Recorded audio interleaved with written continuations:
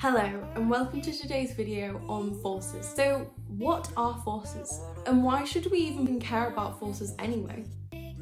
Well, you could have been sat in your physics classroom or nowadays sat at home in a global pandemic wondering why you should even bother learning about forces.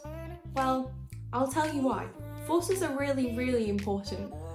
Everything that you see today developed by physicists and engineers, things that we want to work and function in a certain way, require us to have some sort of understanding about forces. So for example, the fairgrounds that get set up on your local playing field, the rides there only work because we understand how forces work. Or if you've ever been to Alton Towers, the rides there work the way they do because physicists and engineers have an understanding of forces.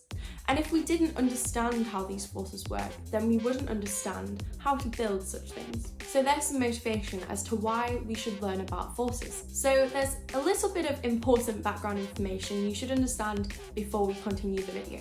So if you haven't already, now would be a great opportunity to head over to another video on my channel where I explain vector and scalar quantities. The link will be in the description below. So pause the video right now and head over to that video if you haven't watched it already. So firstly, we should understand what a force actually is. A force is a push or pull on an object due to another object. We can split forces up into two main types. We can have contact forces and we can have non-contact forces. If you watch my other video, you should get this question right. Do you think force is a vector or a scalar quantity? So when we describe a force, we need to know the magnitude of that force, which just means the size of the force. We also need to know the direction that that force is being applied in order to be able to understand the system, i.e. what's going on when we apply that force. Otherwise, it's kind of meaningless. A force is a vector quantity.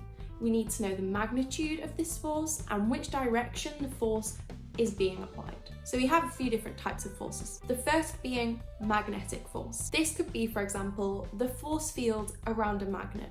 I'm going to demonstrate this with the two magnets that I have here in my hands. So as we know, a north and a north repel, a south and a south repel, a north and a south attract, and a south and a north attract. So when I place the opposite ends of the magnet together, the north and the south, they attract each other and they stick together. But if I want to feel this force field, it's interesting to hold the south and the south together, or the north and the north together. If you've got any pair of magnets at home, have a go at this yourself.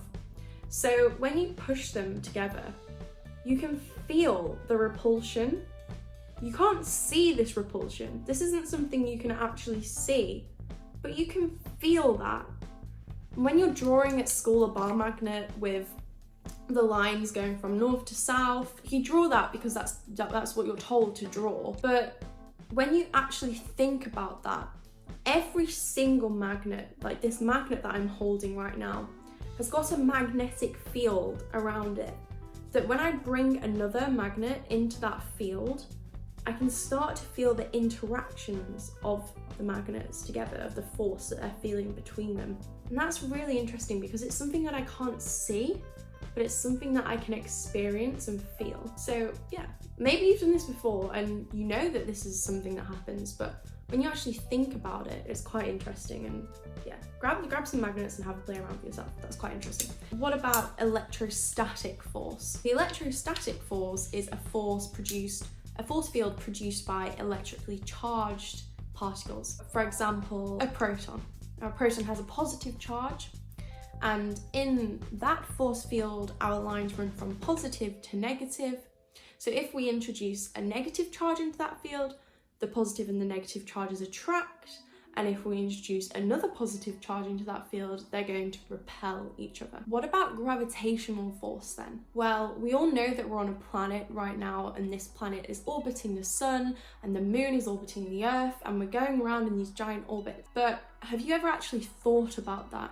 Why isn't the earth just falling down, down, down? There's got to be something holding us in this orbit, holding us where we are.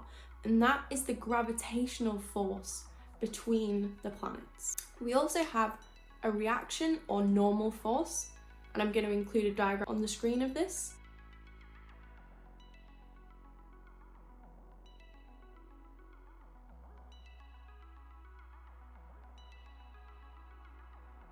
We've also got tension. This is something that you can see in a rope. When you pull the rope, there's tension in that rope. Another force would be friction, and I've got a cool little toy to show that, which I'll put on screen right now.